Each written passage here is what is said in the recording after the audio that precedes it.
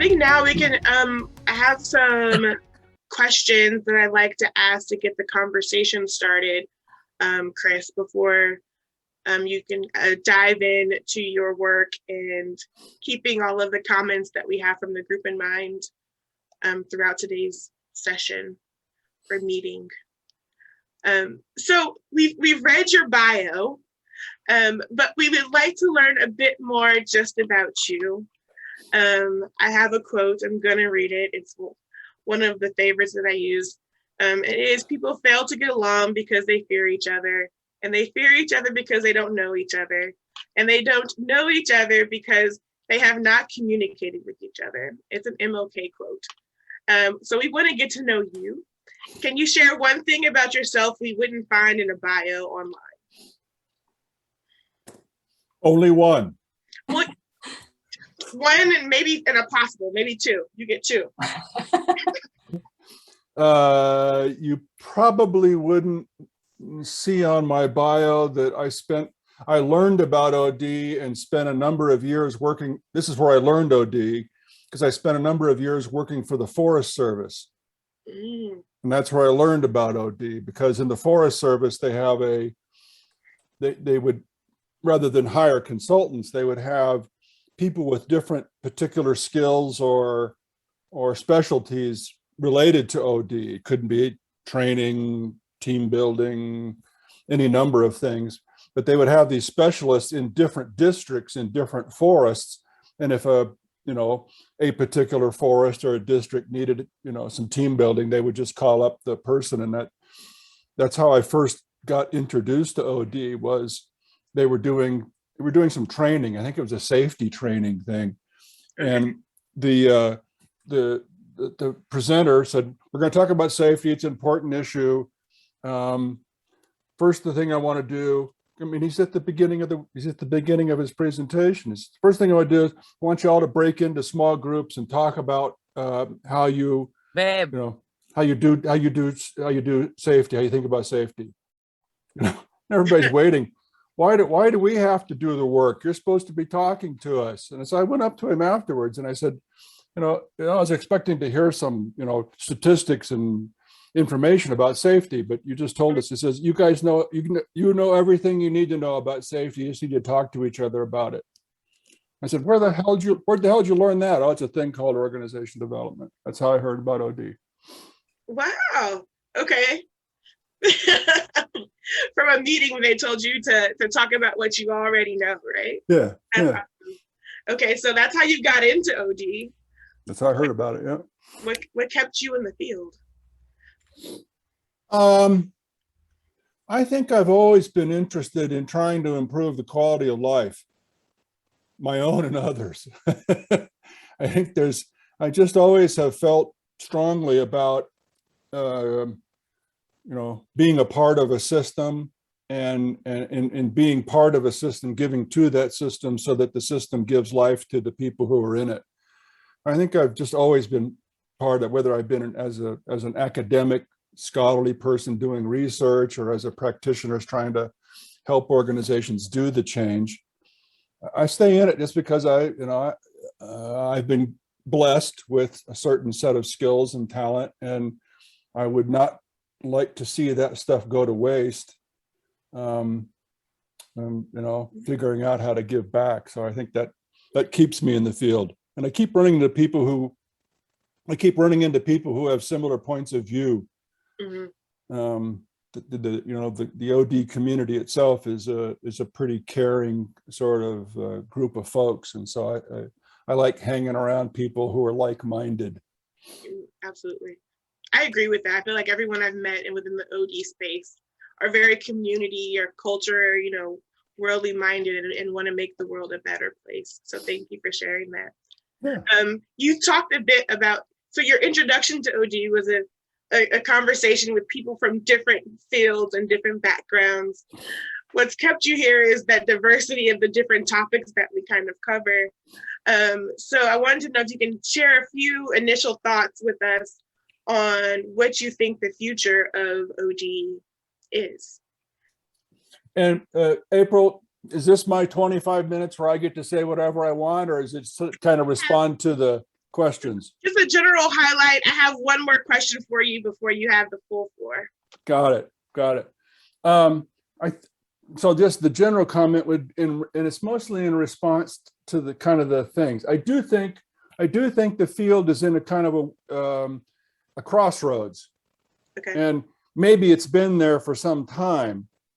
It feels a little different now because of COVID, because of Black Lives Matter, because of populism. It feels a little different now than it did before in terms of the crossroads.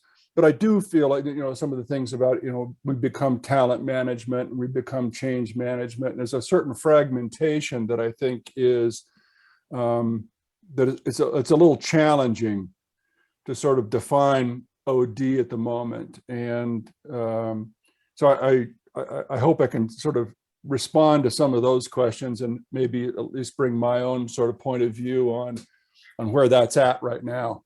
Yeah, so my next question was really about discussing what some of those big challenges are as OD practitioners, right? And so even if we just take a look at some of the comments we had in the chat, right? If I was just to grab one, and the thing about, hybrid workplace and the workplace in itself changing. Yeah. The focus on DEI, you brought up Black Lives Matter. Do you have maybe one or two big challenges you'd like to highlight before you dive in? This is your transition, Chris. This is your transition into the world of Christopher Worley. Welcome to my weird little world. Yeah. Well, I do think at the end of the day, I do think we are called to address the grand challenges, and that will require us to do something that we're not usually very comfortable with, and that is speaking truth to power. So I think DEI is a great example. I think we led off with a wellness issue. I think leadership development is another one that I think we're quite confused about how to address these things. And that confusion and that tension in the field is it's not pitting us against each other, but there are some competing points of view about how to address those things. And so I do think that's a bit of the provocative proposition that I want to raise with this group today, and to challenge people to think about their own particular point of view in addressing those things. So I have some not so, those of you who know me, those of you who don't know me, that's what I should put it. I have two kinds of opinions. I have one opinion, I would call it a considered opinion. And that is, I've done some writing or some thinking or some research on it, and so my sense is I have some opinions that are kind of grounded, and I can sort of defend them with data, right? Whether you want to call it evidence-based or knowledge-based sort of opinions.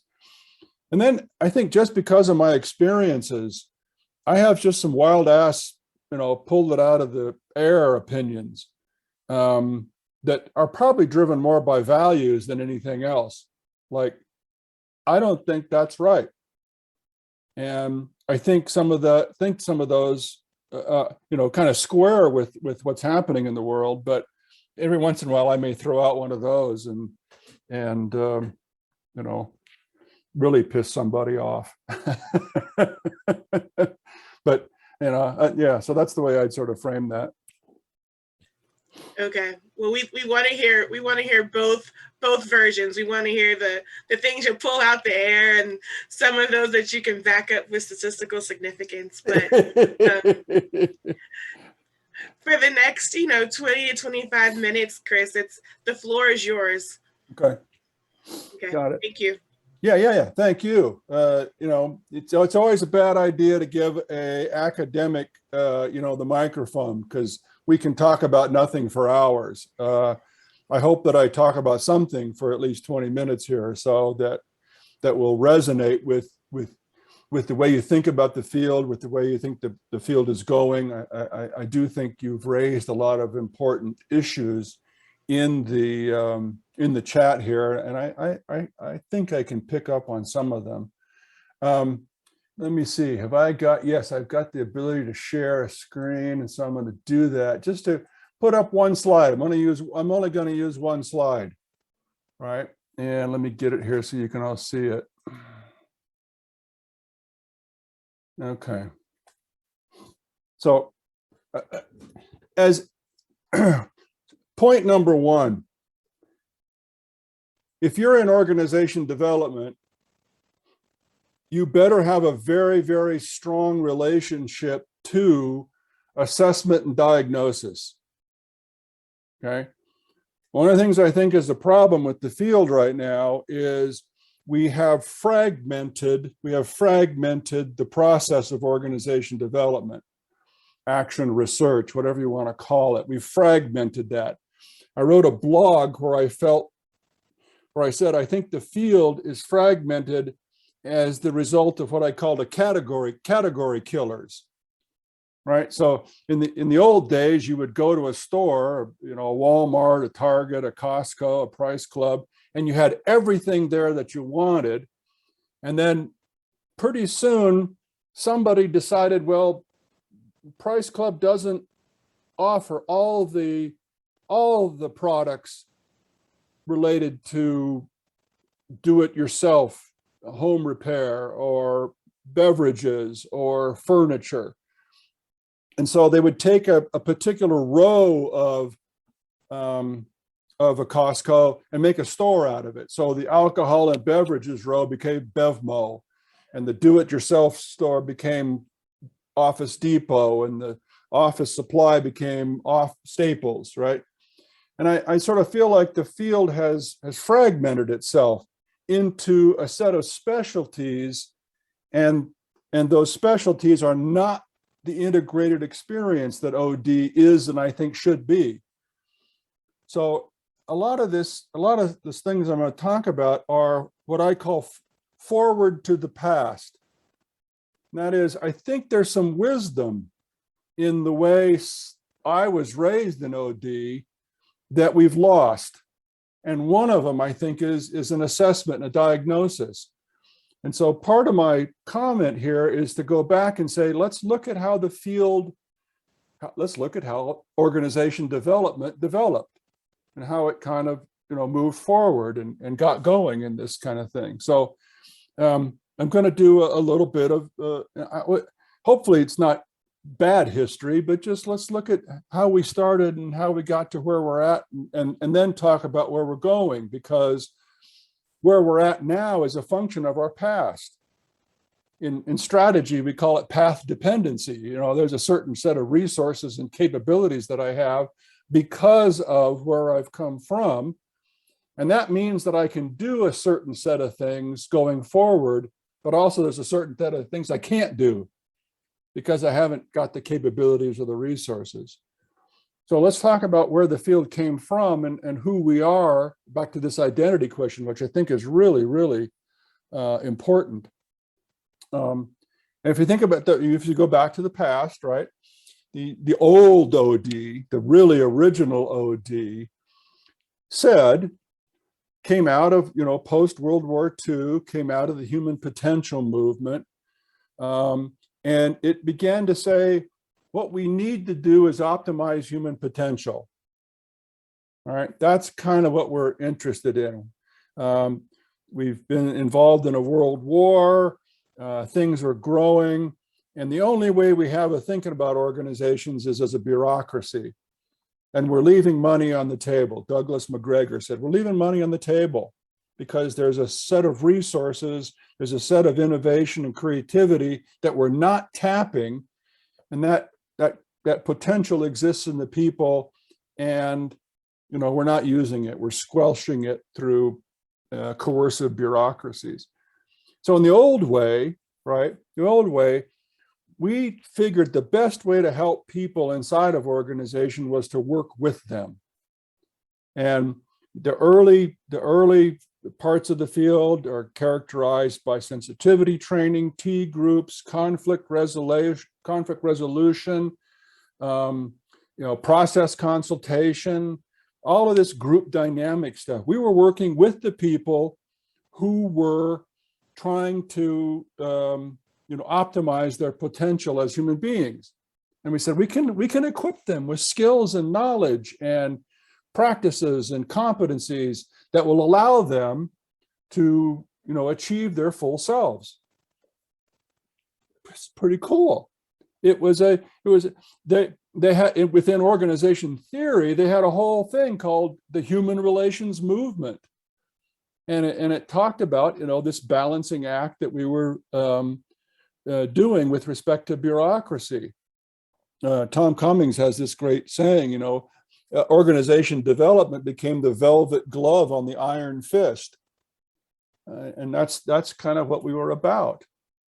That's not all that we were about, right? That's not all, but that was a early piece of and focus on understanding things. And we said, if you can understand a group, you can change an organization. But there were some other folks out there too. I still call this old OD, that said, if we're going to help organizations be more effective, including the people in them, we need to focus on the things that allow the organization to deliver value to its customers, to its stakeholders, and things like that. When I was going through, when I got my master's in OD, it was employee involvement, quality of work life, visioning process. We got into stakeholder planning, stakeholder assessments, open systems planning. But it was huge in here was the socio-technical systems movement, self-regulating work teams, figuring out, what kinds of work best satisfies both personal performance and technical performance, and trying to jointly optimize on those things. And the field we were thriving. What's the book, The Age of Heretics, Art Kleiner's book. I mean, one of the things you said in the chat was all these things that we did back then now are considered normal inside of organizations, right? Everything we created, team building, process consultation, survey feedback, climate surveys, all that stuff we created. It's now been absorbed in the organization as a normal part of doing business. That's one of our legacies. It's an impressive legacy, right? So that's how things sort of started. That was the primary practice that we had. Now, if I sort of fast forward a little bit into where are we now? These things still are here, but we've get my little clicker here. Come on, baby. There. We've sort of blended them, but there's a tension here in the blending. And the new OD, the struggle we're having now is whether or not the old OD is relevant today, and whether this new way of thinking about OD shouldn't not replace, but somehow integrate with, collaborate with, the new way. And this is where I think the fragmentation I talked about earlier, the way things are kind of the OD process from diagnosis to feedback to discussion to interpretation to choices about the interventions that we make, performing those interventions, getting feedback during and after those interventions. Did they work? What's the next best right step for us to take in terms of developing the organization? That integrated experience now is under some pressure. And it's under some pressure in a couple of different ways. And here's where I'm going to be somewhat provocative, or maybe very provocative. It depends on your point of view. All right. on the one hand, I think there's the old OD, optimize human potential folks who think that's still what OD is. And the way it shows up today is in unconscious bias training, leadership development, health and wellness, and there's a definition of OD that if we can figure out how to help people, notice the bottom thing there. If we can figure out how to help people, we'll change organizations. And I think what we've learned is that is patently naive. It's patently naive. We learned a long time ago that you can't take somebody out from the organization, send them into T groups, give them leadership development training, and then send them back into the organizational system that produced the behavior they were trying to change in the first place. Okay? And what are we doing today? In the face of the recognition of systemic structural racism, what is our solution? We need to give people unconscious bias training. Are you kidding me? I love it when I hear people say that we have a systemic racism discrimination problem. I love that because I think that's an accurate diagnosis of the situation. And I am flummoxed and flabbergasted that our response to that is unconscious bias training. When the fact of the matter is, if we're actually going to change organizations to be more inclusive, we have to get to the root of the systemic racism, which is in the very system itself, the structures, recruitment, promotion, reward, structures, mentoring, assignments on task forces. The list is huge of where that bias shows up in the systems themselves. Please don't hear me wrong. It's not that I'm against unconscious bias training. I came from from learning about organization development, and when I went through my master's in OD, I had like 5 or 6 sessions, and the topic was T groups. That's all we did. And it's because of that learning, because of learning about myself and my strengths and my weaknesses and my own biases, conscious and unconscious, that I think makes me a better strategist. And I think we got to learn about our unconscious biases. But if that's the intervention that we're making, we are not going to see the change we want. And so I think that, can you think of a topic where we've spent more money, more attention, written about, read about, want more of, and have gotten so little from things like leadership development and engagement? How much money have we spent on these things, trying to teach people to be engaging as leaders and charismatic and visionary and all that stuff? How much money are we going to spend on that? And not address the system. So the little blue box there is important. In the new OD, the tension I think we're facing right now is if you really want to help people, you have to understand the system and the context within which behavior is taking place. There's a classic formula that says a person's behavior is a function of, an individual's behavior is a function of the person and the environment. And for some reason, organization development has doubled down on the person and ignored the environment. And so I think we're in this really weird place right now that there's some people howling at the moon that says it is systemic and it's structural. We have to address the systems and the structures. And the response of organizations, and again, I'm going to get a little probably get in trouble here, but the powerful elites in the organization are very, very comfortable if we say unconscious bias training is the answer. That's good. That doesn't mess up my power at all. That doesn't mean I have to change any of the systems that got me to the place where I am powerful. It doesn't mess up any of my power. Right? So I think there's a real tension right now in this notion because we're not balanced. There's people who believe strongly that the way to change an organization is to change the individual, and that flies in the face of all of the data and experience we have about how to actually change behavior and change organizations. So that's where the field is at now.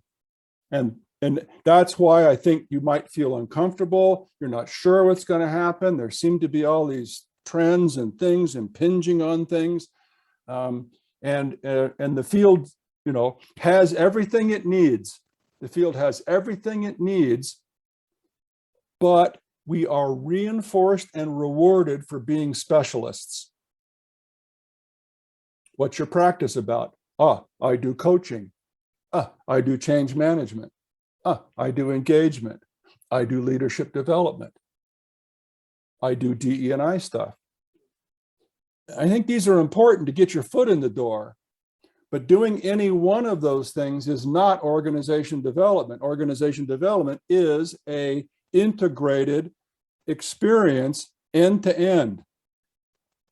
And so you can do organization development if you're specialized as a coach. If you say to the people who want you to coach them, what makes you think coaching is the right way to go right now? Why is coaching the right intervention? Why isn't team building or looking at the reward system and the way your group is being incented to behave in certain ways? What makes you think this is the right intervention? You've got to do a diagnosis before you do an intervention. Right? So I think we're all a little fragmented. I think we're all a little, and I think the future, part of the future of the field is coming back to that development experience and that integrated process that says, look, I have a certain set of skills and I have some preferences for the kind of work I like to do.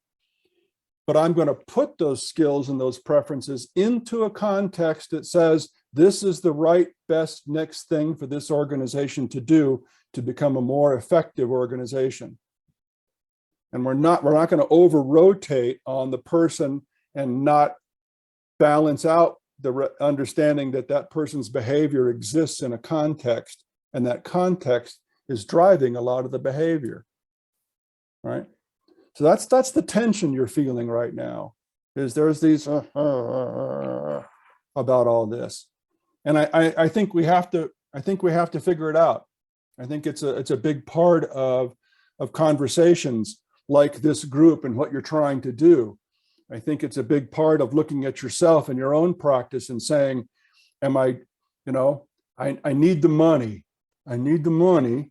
I need to make a living. And these people want change management, or they want something.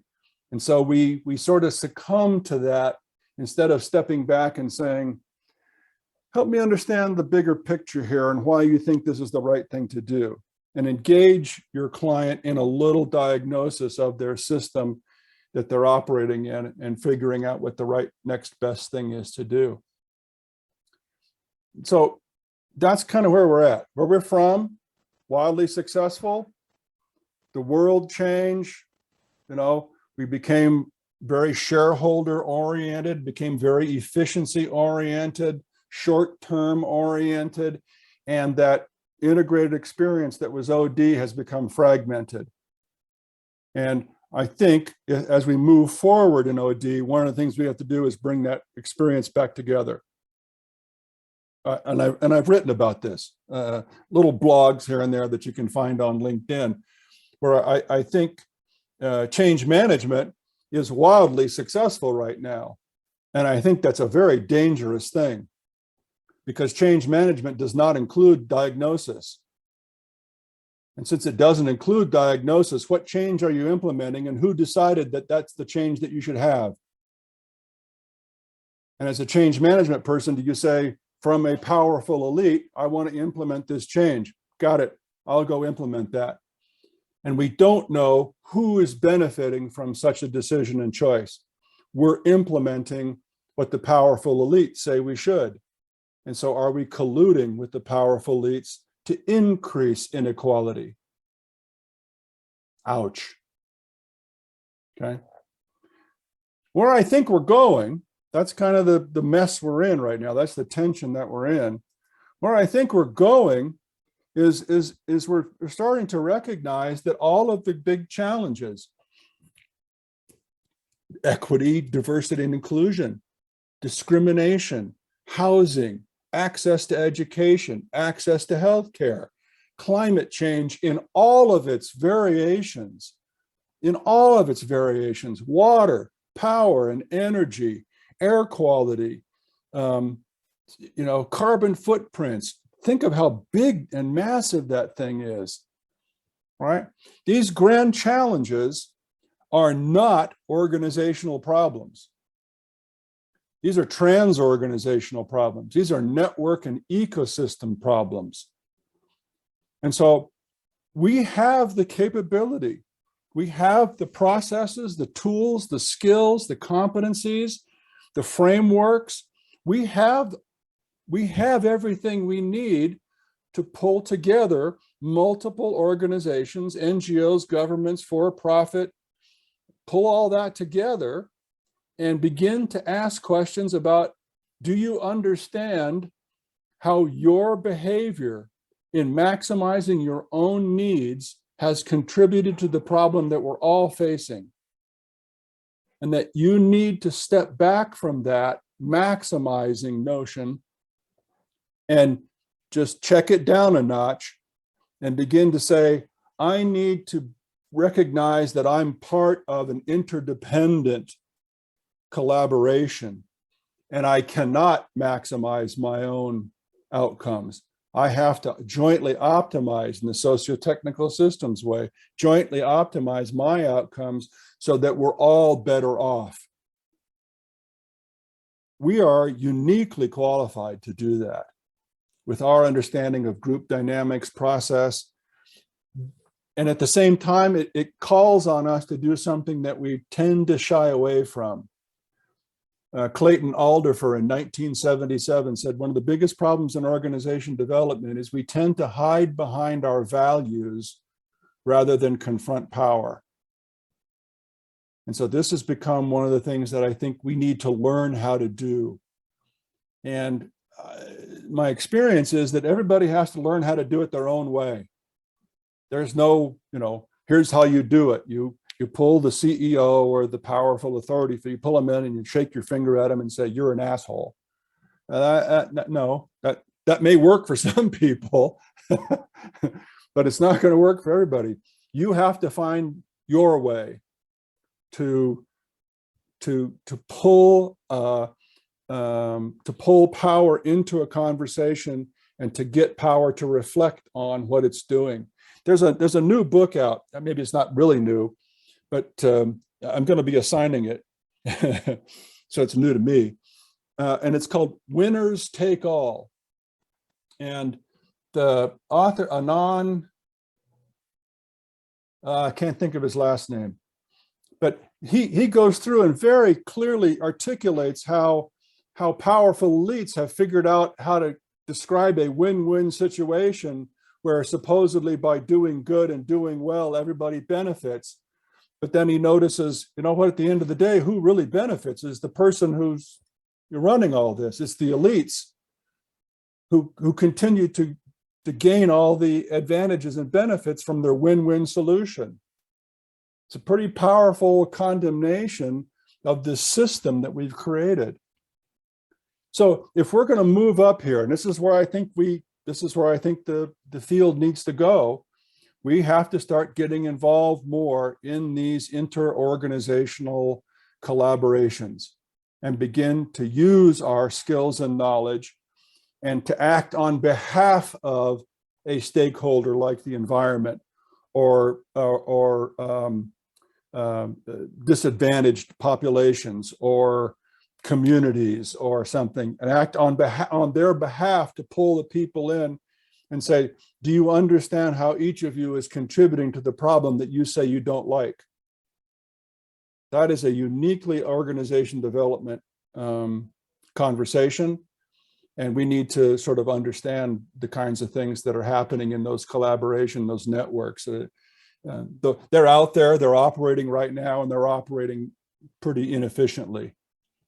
And so that's where I think the field is going to go as we try and sort of address these grand challenges that are in front of us. And they need our help. The world needs our help.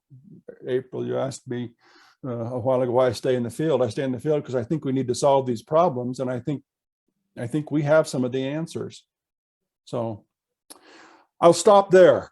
That was my 20 minutes of soapbox work to try and tell you about where I think things are at, challenge you to think about what you're doing and the contribution you're making, and encourage you to start thinking about a more integrated experience in the work that we're doing. So I will stop there, and I think we're going to move into some, I'm going to stop the share so that we can get out of that.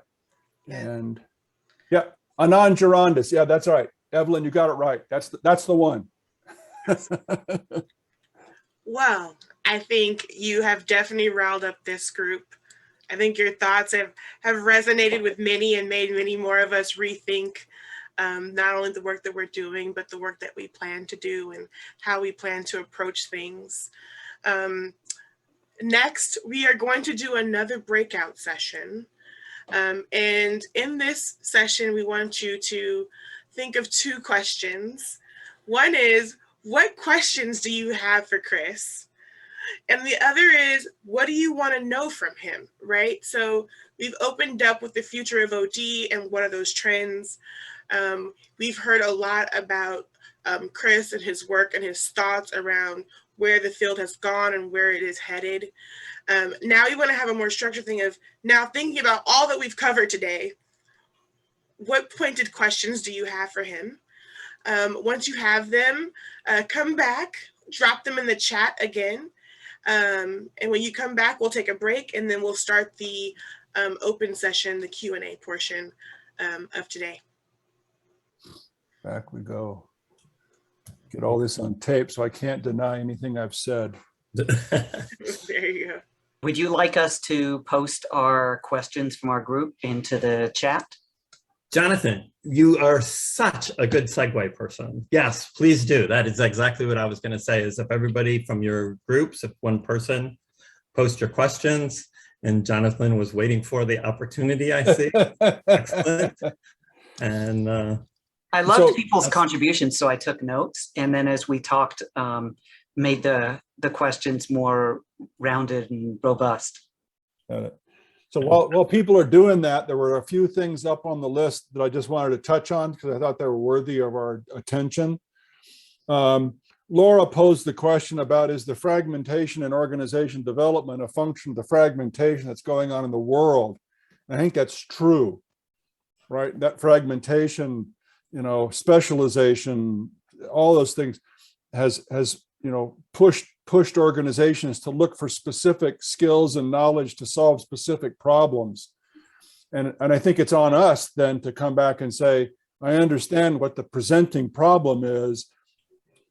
You know, I want to be helpful to you. Can we put this in understand that your problem is part of a system? So I think we have to push back on that in polite and courteous ways, but to put it into that framework. Scott had the great observation that we're not hired to impose our values, right? We're hired to help them be more effective. And I think, you know, when I was learning process consultation, one of the things Ed Schein said that had the most impact on me was, you can't do process consultation until you've earned the right to do process consultation. And so we have to be concerned about performance, productivity, engagement, costs, cycle times. We've got to be concerned about those things and ask the provocative questions about, can we do this better? without leading with our values. Peter Block, he and I had this great conversation a long time ago, and we came to the conclusion sort of together, we don't know what it is about OD that thinks they're so special because they have values. I can assure you, mortgage bankers have values. CEOs have values. Congress and women in Congress people have values. We can't hide behind those. We can talk about what they are and why we believe in them, but we can't hide behind them or foist them on people who don't want them. That's not our job. So I think Scott's comment was perfect.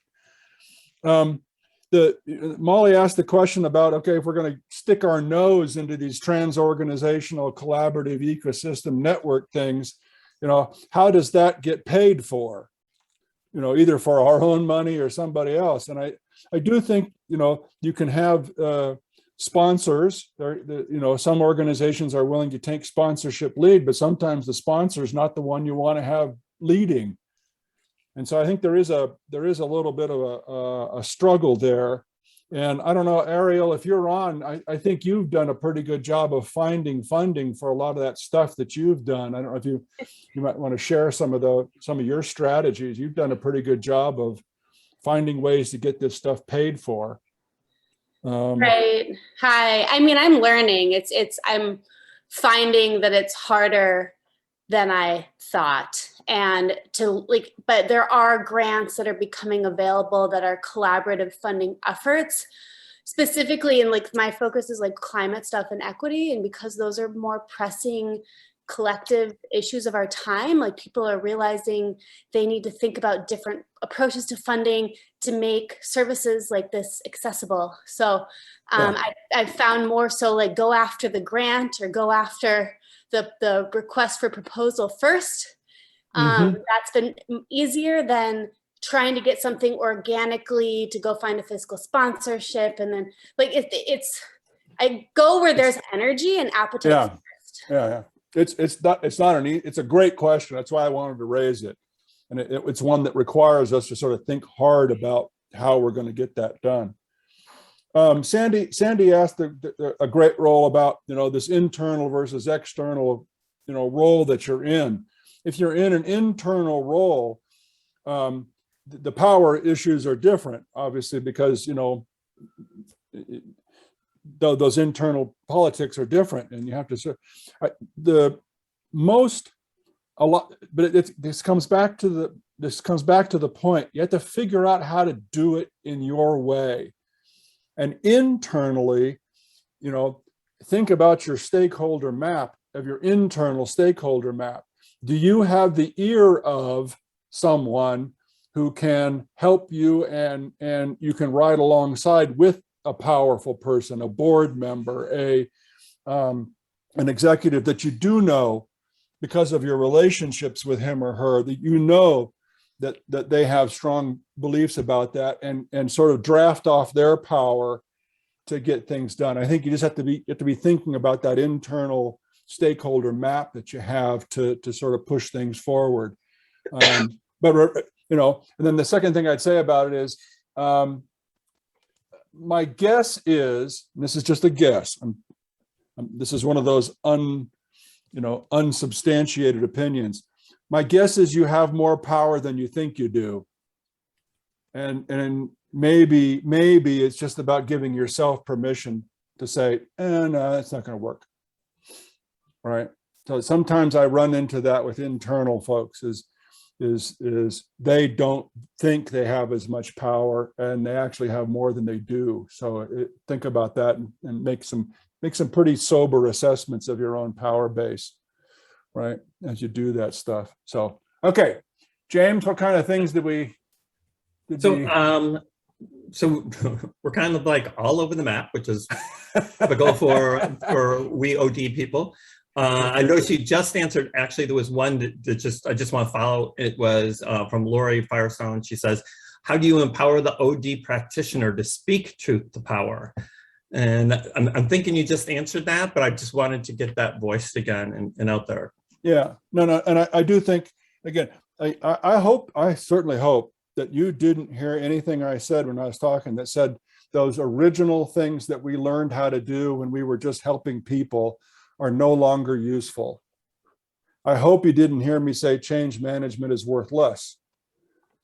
What I think is we're not pulling those things together. And when I was starting my OD career and stuff, I was scared to death of conflict. Absolutely scared to death. I would do anything to make people like me. And the more I learned about myself, the easier it became to sort of, find ways to confront people, in a caring way. And so I've just had to develop that. But it started with some good self-knowledge and understanding, my own strengths and weaknesses, and the things that, my narrative of childhood and where it came from, and being clear about that, discovering it and saying, okay, I know that about myself, and I know that I'm uncomfortable right now. But as I look at this situation, I need to say something because I don't think they see this thing. So from my perspective, here's some things I think you guys should think about. So I do think it comes back to that original. Again, I think there's some wisdom in the old ways. We need to bring them forward in today's world, but I think there's some wisdom in the old ways that we can learn from today. Excellent, thank you. So the next one, I'm going to take part of Dr. Jonathan Troper's message or question. Okay. There's a bunch of them on different topics. And the one that I think that's foremost on everybody's mind at the moment, or at this time in our world, is how do we increase people's engagement in highly virtual organizations in ways that build connection, trust, and team cohesion? Got it. Yeah. Okay. Well, I'm going to try not to boil the ocean on this one, because that's a big one. And I'm gonna relate to you a story that surprised me. And it has to do with virtual work. In Pepperdine's OD program, we have traditionally gone to China, and this year we couldn't, for obvious reasons, or last year, whatever it was, time warp. And I had to figure out a way. I had to figure out, how do I do that session in a different context? And I called up a friend in South Africa, and we did our session in South Africa. We thought we might do it, face to face. We figured maybe that was the last place it would get to, but look what happened there. But the woman I worked with in South Africa, she says, we can do this. We can do this virtually. And so we set up 6 different clients. The master students were from all over the world, mostly in North America. And I got to tell you, with our knowledge and skill, even though I can see your faces, I can make out some things, but because of our personal growth and our understanding of ourselves, we know what other people are feeling like when we take them through a process of change. And so we know what it's like to be on the other side, even though we're not in front of them, even though we can't see micro expressions, even though we can't see body language, even though we may not be able to have that visceral energy and contact. We know. And I was surprised. I think the students were surprised. I know the clients were surprised that we were able to conduct a set of interventions at a pretty deep level. And it does mean that you have to sometimes take a little more risk than you're used to in a personal setting, because you have more cues and clues across the screens in cyberspace. But I was surprised. I'm never going to advocate that we should do OD virtually. I'm never going to do that. But I was surprised, and I think there's things that we need to learn about doing this work in a virtual basis. I don't think it's going to go away. I think there's some advantages in terms of our carbon footprint. Instead of me flying around all over the world to do something, or you flying around all over the world to do something, are there things we can do virtually? And are there things that we must do face to face? So I hope I've answered that question a little bit, or at least tried to pull it down out of that, because it's a big issue. And I am not a fan of technology. I'm not a fan of doing this work virtually.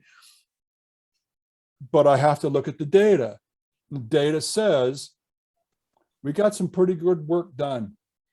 And when people were willing to take just slightly more risks than usual in a virtual setting, they were able to create some very personal, intimate situations with clients that were, a world away.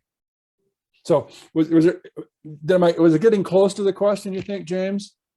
I think so. Jonathan, you want to give a thumbs up or something so I can see, or say something yourself? That'd be great. But the thumbs up is for the approach. The thumbs to the side is for people who work in organizations that are virtual. We can't say we can't advocate for OD to be in person because it's simply not possible. Got it. So we have to come up with solutions.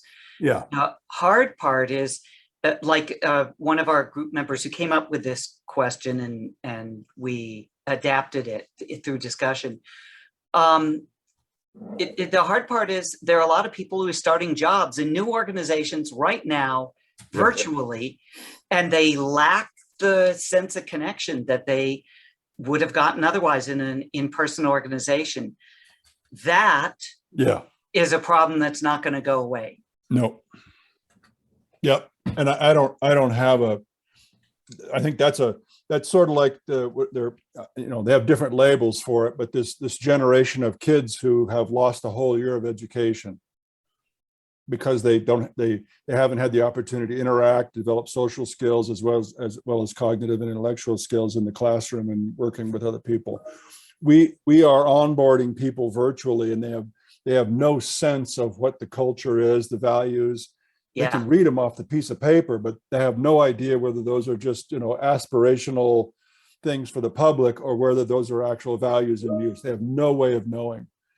And I don't have any thought about that except that that's a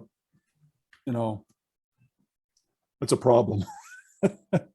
I get your question. I'm at a loss for how to address that. Thank you. Yeah. so the next question, actually, I accidentally moved my mouse. Okay, there it is. So this is from Ann McCloskey. So and she said, well, then let's move on then. Yeah. Okay. Here we go. We'll move on to the next one. Next question. Yeah. It's actually probably one of the best questions that I could think of myself if I was, and that is, being the provocative, right? What has surprised you most about what you thought was going to happen compared to where we are today? In the field? Let's make that assumption. It's with OD. I guess I'm most surprised at how much the field has hung on to the intra and interpersonal stuff. That's a little, the fervor and the passion of that is surprising to me. I don't know if it's because we're most comfortable with it. I don't know if it's because that's where we feel like we're making the biggest contribution because we can see the people that we're coaching or the teams that we're working with. We can see the transformation that's happening, and therefore we feel better about it. I don't know if it's ignorance of the individual behavior being a function of a person in the environment, ignorance of that kind of a formula or belief. I don't know, but I do know that, and I'll say this about the MSOD program, and I'll say it about MSOD, but I'll say it's also true at Benedictine. It's the reason AUNTL, I think, struggled, maybe also St. Thomas to some extent. If you think about where CASE has gone, I think even the programs have backed away from trying to take on these big challenges. And there was a question, I think, earlier about what's academia doing. I'm not sure we're helping. Right? Academia swung way over to the theoretical, publishing point of view, and they're not doing research in the field anymore. There's going to be a piece that I'm writing for the Journal of Applied Behavioral Science that says we got to get our mojo back with respect to action research. The field progressed because we did research in the field, and we helped and shared the research that we were doing with others so they could learn. Today's consultants are not incented to develop the organizations they work with, and they're not incented to share the knowledge they develop. So I was been most surprised at the passion, fervor, and momentum that has taken place to come back to the old OD, and not, sort of lean into this bigger, messier, wicked set of problems, and to bring our skills to solve those. Excellent, thank you. So we're only going to do. Chris, we've got 4 more years before all of our predictions that we wrote back in 2005 have to come true. So just saying. Just saying. We got some work to do. We got a little work to do. We got a pretty steep curve.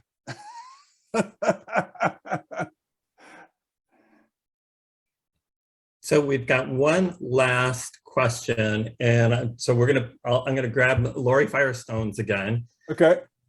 How do you balance the collective appetite for systemic change if it outpaces the pace of the organization? Without burning out was in Kind of in parentheses, yeah. Yeah. Okay, so say it again, James, just so I hear it. How do you balance the collective appetite for systemic change? Yeah. If it outpaces the pace of the organization? Got it. So the question is that, there may be some real desire on the organization to get after some of these issues, but individually, there may be some, I guess what I'd say is, if that collective pace and interest is shared by power, you're in good shape. I can't remember who said it, but it was something to the effect of 20% of the people are going to resist any change all the time. And I think if you've got a set of, I think the 20% thing still applies. If you've got 20% of the organization that is really ready to go, then go. And the people who want to get on board will look at it and go, better get on board, or they'll say, no, this isn't for me. Gina, when we were doing that stuff at Allstate, I always remember John's thing about the unpopped kernel.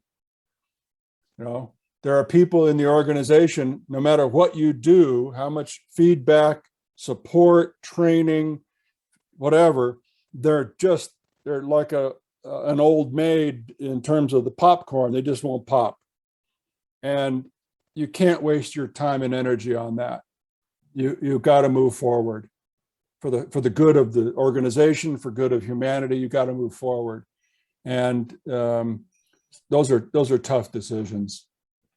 Those are just really tough decisions. I don't, but I do think that's, we're called to make tough decisions. And, I still struggle with that. I still struggle with, I still struggle. I think people are going to like me. But if I take Tony Petrella's point of view and I say, my client is the organization, it's not the CEO or the head of marketing or whatever. My client is the organization, and this is the right, best thing for this organization to do. I get a little more comfortable. Excellent. And Lori Firestone just made one last comment that I think needs to be spoken, because I think I've recently seen this, is sometimes the unpopped kernels are the ones in power.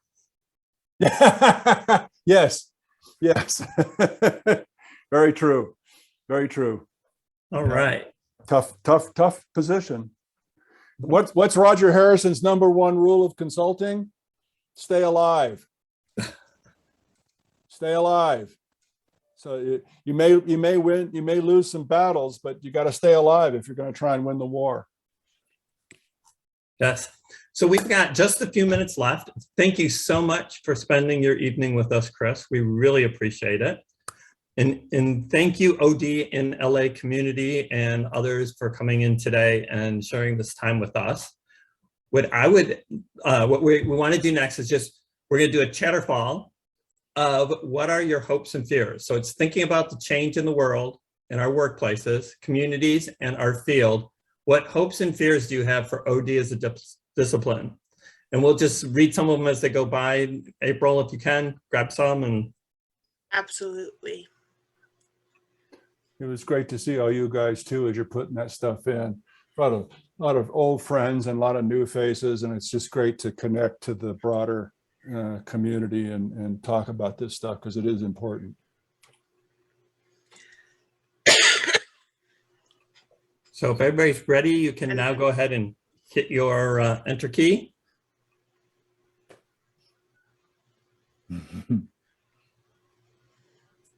I'm inspired to continue our work in new and unique ways.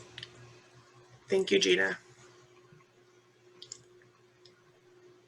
So I'm gonna read Giuseppe's as a hope. He says, we hold more of these discussions like this, so we never lose sight of being agile in the field. I love that. Hopes that we continue to have stimulating, engaging sessions like this. Thanks, Scott.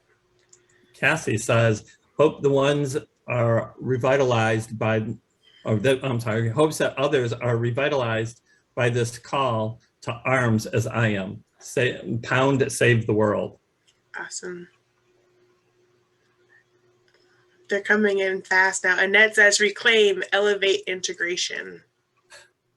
I love this from Suresh. Inspired to retire and keep working in OD. It's the slowdown plan, Suresh. It's a slowdown plan. Just a slowdown. Just slow down. There you go. Linda says, my hope is that we will be able to restructure the systems we live in for a more equitable world. And Jane, thank you for this. Jane from Toronto, she says, thank you all. Hold more conversations like this. I'm ready to go back out and speak truth to power.